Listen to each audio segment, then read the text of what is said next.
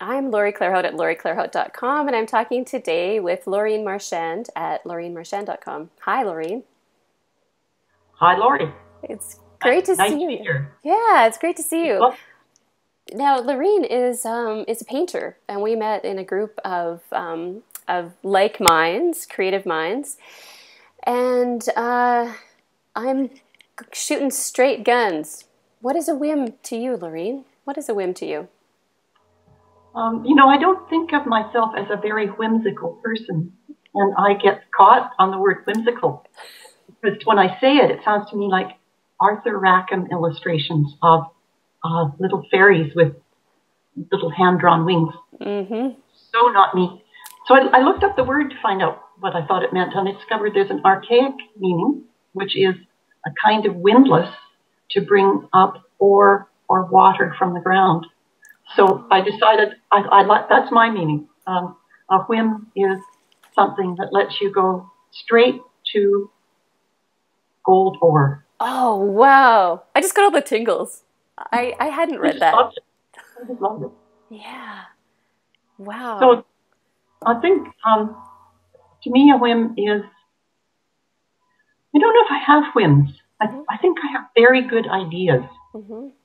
and it's like they sail past me all the time in a never-ending flow, and then I see one. That's it. And I don't usually follow them right away, but I always do follow them. Hmm. When I see the right one, sometimes it means that I have to figure out how to follow it. But I know a good idea when I see one.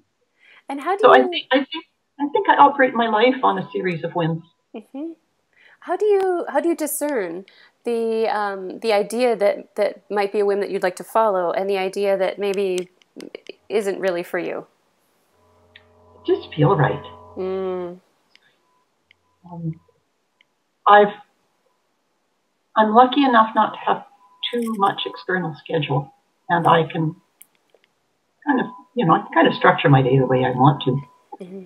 And I probably follow a series of whims, even if I'm not sure that I'm very whimsical in my health. So what would a day of yours look like? A day of yours where you follow a whim. Um, well, I follow my most profound whim into my studio as many days as I can. Hmm. And then sometimes I think I'll make a cake. I'll go to the grocery store. I'll go to the post office. I was supposed to do something or other, but I think I'd rather go back to the studio. Hmm.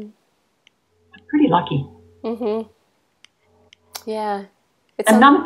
none of them are profound whims, Hmm. but they are all what seems like the next natural thing. Hmm. It sounds like it feels good. Or if Yeah, it feels good, you go for it. yeah. It Yeah. just feels right. Yeah. And now how does that, or rather, does that ever play out in your creative work, in your paintings? Um, Painting is it's so much a process of never knowing what I'm doing. I think the whole thing is one whim after another, unconscious whims, because I'll put down a brushstroke Mm-hmm. and follow it with another one, but I never know what's going to happen. I never know what it will look like, Mm-hmm. and I never know where I'm going for sure.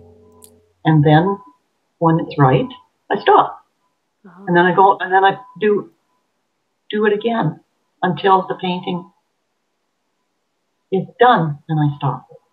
But none of it is ever thought through. And sometimes I can't see what I've done, so I have to go do something else. And I come back and think, oh, that's what that's too hard. There's nothing there. It's the wrong shape. Hmm. But rarely is it conscious like that. It's just, you know, different color, different brushstroke, change that. Mm-hmm. So I think that is also a series of wins. Yeah. I'm using a windlass to bring up ore from the ground. That's what it sounds. I mean, listening to you describe that process sounds a lot like you have a knowing, And however that knowing has come to be, it doesn't matter in that moment. You have a knowing. So you have a training in how to apply, maybe apply paint, or how to move the brush, or how to make a mark.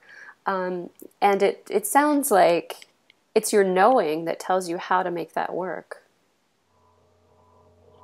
I love the sound of that. Thank you. And maybe it's true. Huh. I'm curious. I'm fascinated. I almost want to see it in action. To see you. I think it would be like watching paint dry. And that cliched phrase. Because nothing happens until I decide I'm done. So currently I'm working on a series of small paintings. They're 10 inches square. And I started them because I thought they'd be fast. But they're not fast. Oh. And I don't know why, and I don't know how to make them faster. I just know that until I see it, it's not right. And then it's right. But I'm sure it would be a very tedious movie if anybody were to watch it. To watch it in action, to watch the potential whims happening, or the full knowing. It might look like a series of whims if you speeded it up an awful lot. That's what we could do, like the time frame in between. I love the kind of concept that you go to that place, and the not knowing. I have deep respect for that, and also that moment of thinking that we know, and then realizing that maybe we don't. Like with the smaller pieces for you. Yeah, proving that. I think that's how creativity works.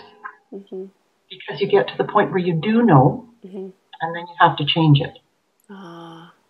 Because if you just kept on doing what you know, it would stop being creativity. It would just become a repeated action. And that period of transition is always difficult, that leaving behind the familiar and moving into that area where you really don't know. If you don't do it, you're really stuck. Yeah. And so for you, it's going down to that deep place and pulling out the ore. Yeah. Oh, I love it. You can tell I'm dumbstruck by this image. I'm letting it all sink in, and I love that. So thank you so much for talking about that today, and for thinking about it, for taking the time to think about what a whim might be and how it might work for you. Well, it's been a pleasure to kind of follow that through to a new kind of knowing. Which you've helped me do, so that's great. Aw, well, and thank you. I hope to talk about it again real soon. Lovely to be here. Thanks.